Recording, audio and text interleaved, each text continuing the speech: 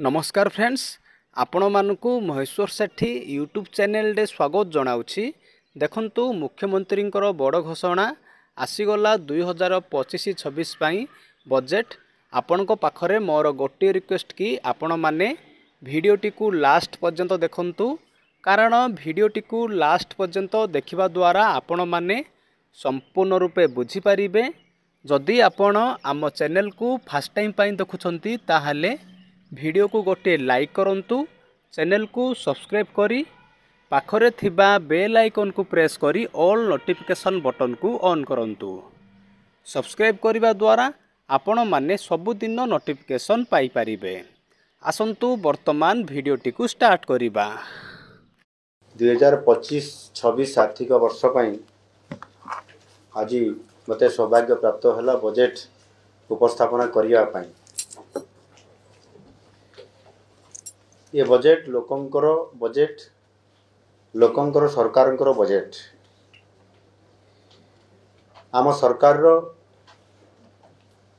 जो लक्ष्य अछि 2036 सुधा ओडिशा को समृद्ध ओडिशा हिसाब रे देखिबा पाई एवं सेथि पाई ये जय यात्रा आरंभ हेछि आम नुआ सरकार रो। और सेथि पाई आमे गोटे बड़ लक्ष्य रखिकरी ओडिशार लोकन को स्वावलंबनशील करने सहित प्रत्येक क्षेत्र में आगु को जीवा पाई आमे निरंतर भाव में ये काम करिया पाई ये प्रक्रियाकरण आमे आरंभ करिछु। एवं आमर बड़ लक्ष्य रही 2036 मसीहा सुधा 500 बिलियन अमेरिक डॉलर अर्थनीति रे आमे ओडिशा को परिणत करिबु। विकसित ओडिशा पाई आमर जो माननीय प्रधानमंत्री जो दृष्टिकोण अच्छी जे ये विकसित भारत 2047 रो जो गठन रे ओडिशा एक ग्रोथ इंजिन भलिया काम करिवो एवं सेथि पाई ये डबल इंजिन सरकार रो बहुत गुरुत्व आज दिन रे ओडिशा पाई यह हमकु समृद्ध करिवारे सहायक हबो।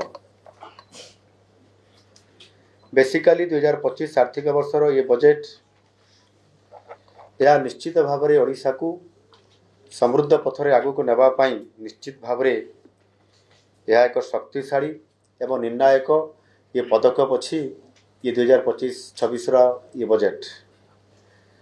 एथिपाई आमे उभय प्रथम रे उभय ग्रामांचल एवं सहरांचल किबड़ी भाव में भित्तिभूमि को सुदृढ़ करी हबो एवं साहस सहित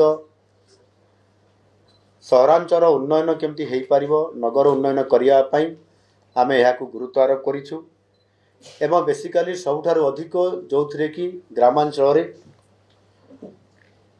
80% लोक शतकड़ा 80% लोक जो माने कृषि उपर निर्भर करुछंती, कृषि एवं आनुषंगिक कृषि आनुषंगिक क्षेत्र सहित जड़ित अछंती, सेमानंकु तांकर आर्थिक क्षेत्र उन्नति आनिबा पाई विशेष करिकि कृषि और जलसेचन को प्राधान्य दिया जाइछि।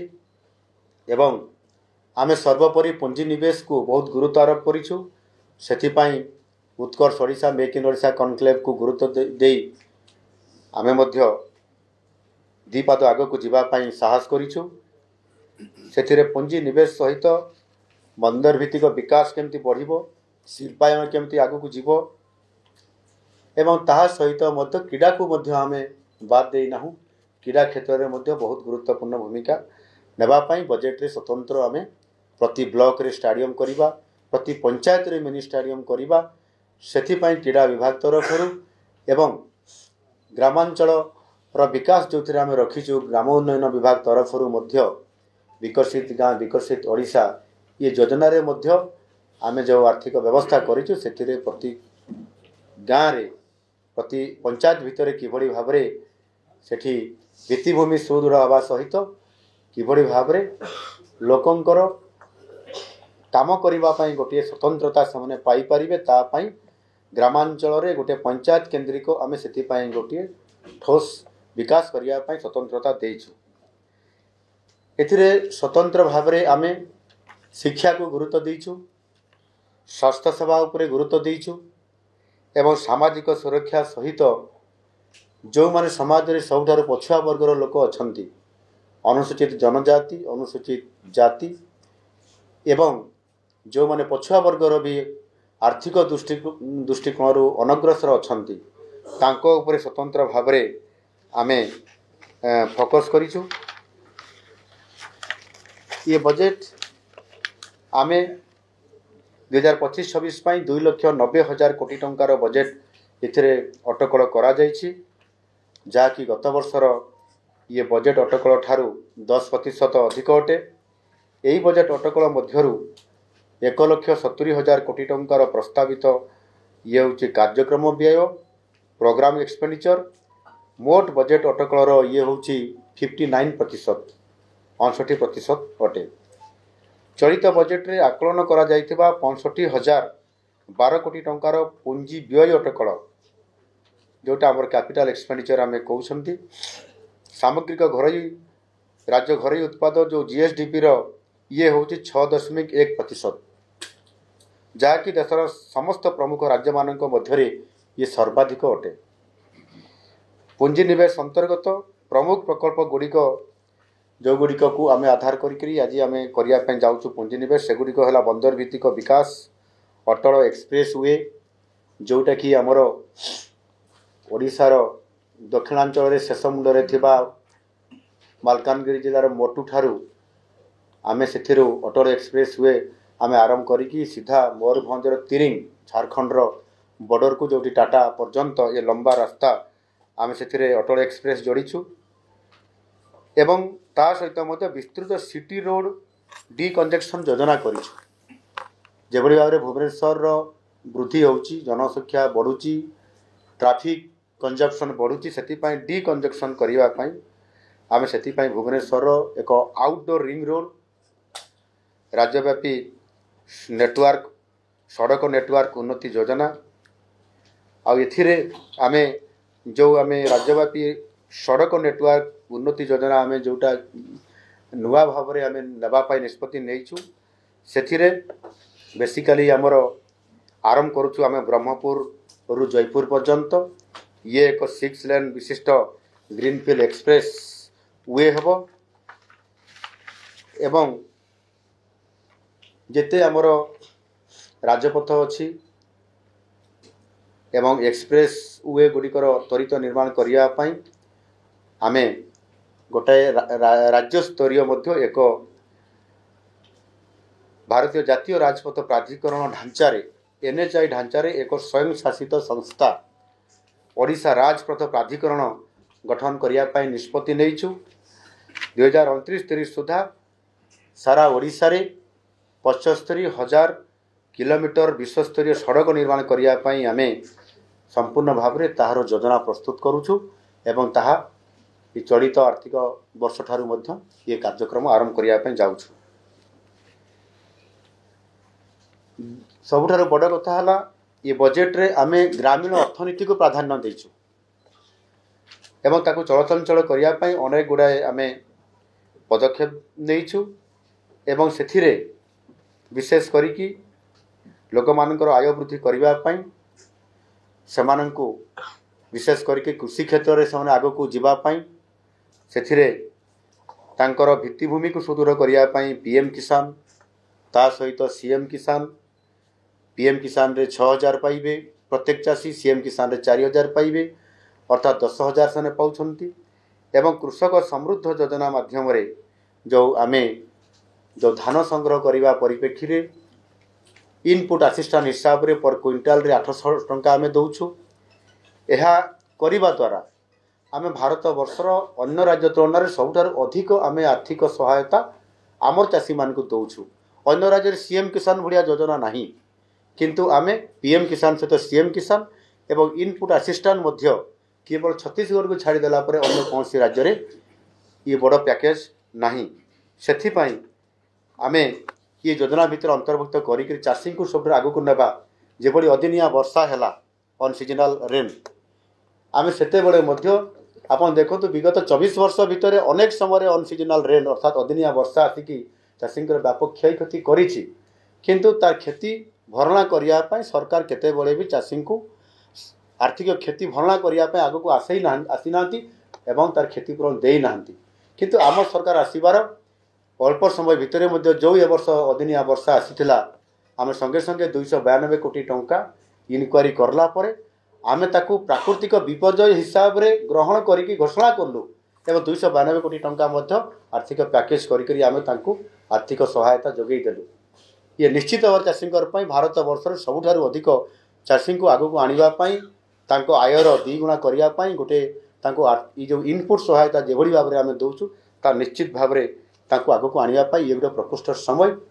ଆଉ ତା ସହିତ ମଧ୍ୟ ବିଶେଷ କରିକି ଯେଉଁମାନେ ସାମାଜିକ ସୁରକ୍ଷା ଭିତରେ ଅଛନ୍ତି, ଯେଉଁ ବୁଢ଼ାବୁଢ଼ୀ ଲୋକମାନେ, ଦିବ୍ୟାଙ୍ଗମାନେ, ଯେଉଁମାନେ 80 ବର୍ଷର ଦିବ୍ୟାଙ୍ଗ, ଯେଉଁମାନେ 80 ବର୍ଷର ବୁଢ଼ାବୁଢ଼ୀ ଲୋକମାନେ ବୟସ ହୋଇଯାଇଛି, ସେମାନଙ୍କୁ ଦିଆଯାଉଛି 3500 ଟଙ୍କା ମାସିକ ଭତ୍ତା ହିସାବରେ, ପେନସନ୍ ହିସାବରେ।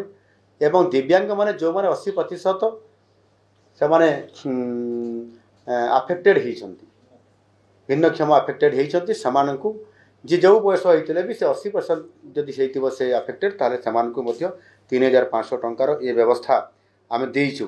ଏ ସମୁଦାୟକୁ ଯଦି ଆମେ ଦେଖିବା ତାହେଲେ 30,000 କୋଟି ଟଙ୍କାରୁ ଅଧିକ ଆମେ ନଗଦ ଅର୍ଥ ହିସାବରେ ମଧ୍ୟ ସେମାନଙ୍କୁ ହସ୍ତାନ୍ତର ଆମେ କରୁଛୁ, ଯେଉଁଥିରେ କି ନିଶ୍ଚିତ ଭାବରେ ଏହାଦ୍ୱାରା ଆମର ଏମାନଙ୍କର ଆର୍ଥିକ କ୍ଷେତ୍ରରେ ଉନ୍ନତି ନିଶ୍ଚିତ ଭାବରେ ବଢ଼ିବ।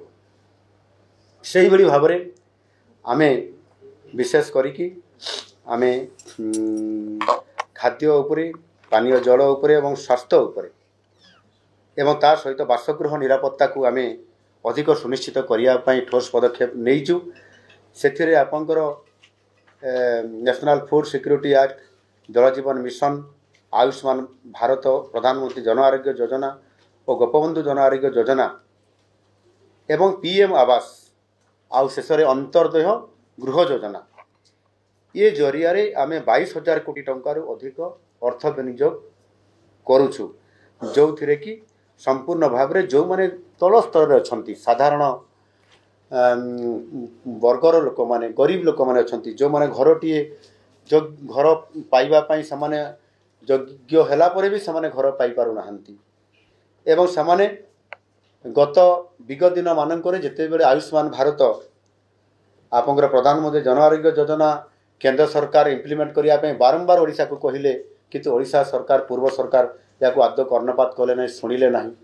ଏବଂ ଆଜି ଆମେ MOU ସାଇନ୍ କରିବା ଦ୍ୱାରା ଆଜି ନିଶ୍ଚିତ ଭାବରେ ଯେଉଁମାନେ ଆଜି ଗରିବ ଲୋକ ଅଛନ୍ତି, ରୋଗୀ ହେଇକରି ଅଛନ୍ତି, ବଡ଼ ବଡ଼ ରୋଗରେ ପୀଡ଼ିତ ଅଛନ୍ତି, ସେମାନେ ଚିକିତ୍ସା କରିବାରୁ ବହୁତ ସମୟରେ ଆର୍ଥିକ ଅଭାବରୁ ବଞ୍ଚିତ ହେଉଛନ୍ତି ଏବଂ ସେଥିପାଇଁ ଯେଉଁ ଆମେ ଆୟୁଷ୍ମାନ କାର୍ଡ଼ ଆମେ ଏବେ ଦେଇଛୁ, ଦେବା ପାଇଁ ଯାଉଛୁ, ବଣ୍ଟନ ପ୍ରକ୍ରିୟା ଆରମ୍ଭ ହୋଇଗଲାଣି। ଏ କ୍ଷେତ୍ରରେ 5 ଲକ୍ଷ ଟଙ୍କା ଏବଂ ବୟସ ଯଦି ଅଧିକ ହେଇଛି ଆଡ଼ିସନାଲ୍ 5 ଲକ୍ଷ ଟଙ୍କା, ଜଣେ ପୁରୁଷ 10 ଲକ୍ଷ ଟଙ୍କା ପାଇବ, ମହିଳାଟି 10 ଲକ୍ଷ ଟଙ୍କା ଆମେ ଘୋଷଣା କରିଛୁ। ଯେତେବେଳେ ସେ ଆଡ଼ିସନାଲ୍ ତାର ବୟସ ହେଇଯିବ ସେ 15 ଲକ୍ଷ ଟଙ୍କା ପର୍ଯ୍ୟନ୍ତ ପାଇପାରିବ। ସେତେବେଳେ ସୀମିତ ଥିଲା ପୂର୍ବ ସରକାର 900 ମାତ୍ର ସରକାରୀ ଏବଂ ବେସରକାରୀ ହସ୍ପିଟାଲମାନଙ୍କରେ, କେବଳ ଓଡ଼ିଶା ଭିତରେ ମେଜର, କିନ୍ତୁ ଏବେ ସାରା ଭାରତ ବର୍ଷର 29,000ରୁ ଅଧିକ ପ୍ରାଇଭେଟ୍ ଏବଂ ସରକାରୀ ହସ୍ପିଟାଲରେ ସେମାନେ ଯେଉଁଠି ଯିବେ ଏ ପ୍ରକାରର ବ୍ୟାପକ ଭାବରେ ଚିକିତ୍ସା ସେମାନେ ସୁନିଶ୍ଚିତ କରାଇପାରିବେ। ଆଉ ସେ ପ୍ରକାରର ବ୍ୟବସ୍ଥା ଆଜି ଆମେ ତାକୁ ସୁନିଶ୍ଚିତ କରାଇପାରିଛୁ ଏବଂ ସେଥିପାଇଁ ସବୁ ଲୋକକୁ ବି ଆମେ ଚିହ୍ନଟ କରିକିରି ଆମେ ଯେଉଁ NFSA ଯେଉଁଟା ନ୍ୟାସନାଲ୍ ଫୁଡ୍ ସିକ୍ୟୁରିଟି ଆକ୍ଟ ଅନୁସାରେ ସମସ୍ତଙ୍କୁ ସୁନିଶ୍ଚିତ କରୁଛୁ ଯେ ସେମାନେ ଯେଉଁମାନେ BPL ବା ଦାରିଦ୍ର୍ୟ ସୀମାରେଖା ତଳେ ଅଛନ୍ତି, କାର୍ଡ଼ ପାଇବା ପାଇଁ, ରେସନ୍ କାର୍ଡ଼ ପାଇବା ପାଇଁ ଯୋଗ୍ୟ ଅଛନ୍ତି, ତାଙ୍କୁ ଆମେ ନିଶ୍ଚିତ ଭାବରେ ପହଞ୍ଚାଇ ଦେଉଛୁ। PM ଆବାସ ଯୋଜନା ଏବଂ ଅନ୍ତର୍ଦେୟ ଗୃହ ଯୋଜନା। PM ଆବାସ ଯୋଜନା ଇଏ କେନ୍ଦ୍ର ରାଜ୍ୟ ମିଳିତ ଇଏ ସହଯୋଗରେ ହେଉଛି।